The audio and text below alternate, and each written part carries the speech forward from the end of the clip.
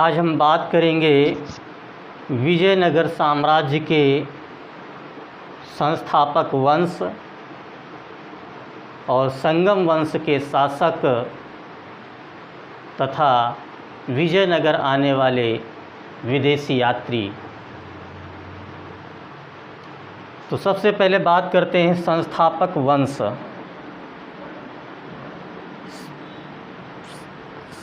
विजयनगर साम्राज्य में 4 वंश हुए हैं। उनमें सबसे पहला वंश था संगम वंश। संगम वंश के संस्थापक थे हरिहर। इन्होंने 1336 ईस्वी में संगम वंश की स्थापना की। दूसरा वंश आता है सालु वंश। सालु वंश की स्थापना 1485 ईस्वी में नरसिंह ने की थी। तीसरा है आपका तुलु वंश। तुलु वंश की स्थापना 1505 ईस्वी में वीर नरसिंह ने की थी। चौथा है आपका अराविडु वंश। अराविडु वंश की स्थापना 1570 ईस्वी में तिरुमल ने की थी।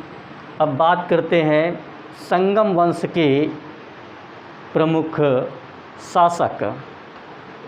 संगम वंश के पहले शासक थे हरिहर, जो 1336 ईस्वी में राजगद्दी पर बैठे और 1356 ईस्वी तक इन्होंने शासन किया। दूसरे थे बुक्का प्रथम।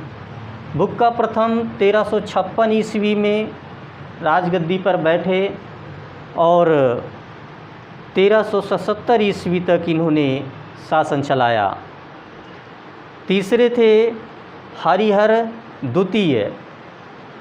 हरिहर द्वितीय 1377 ईस्वी में राजगद्दी पर बैठे और 1404 ईस्वी तक इन्होंने शासन किया।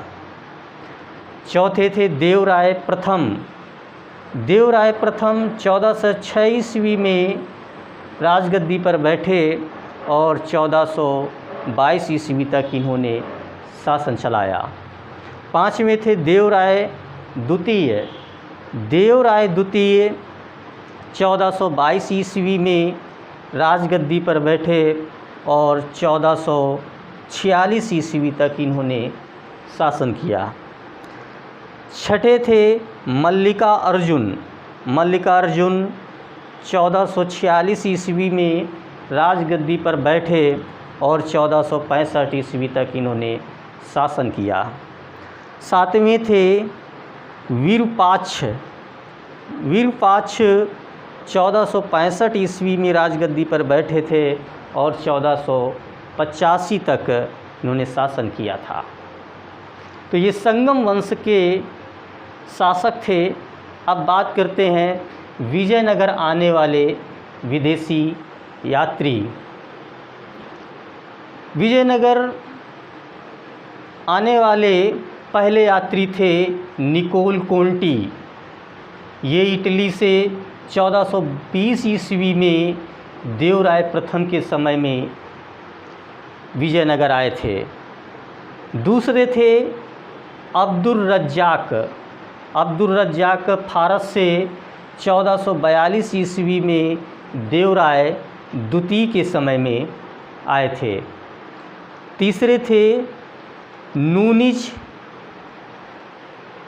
ये पुर्तगाल से 1450 ईस्वी में मल्लिका अर्जुन के समय में आए हुए थे।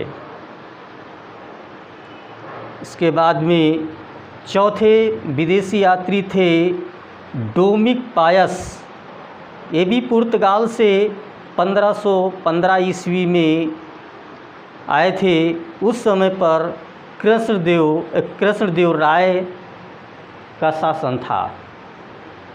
इसके बाद में पांचवें विदेशी यात्री थे बारबोसा। बारबोसा भी पुर्तगाल से 1515 ईस्वी और 1516 ईस्वी में आए थे। उस समय भी कृष्णदेव राय का शासन था।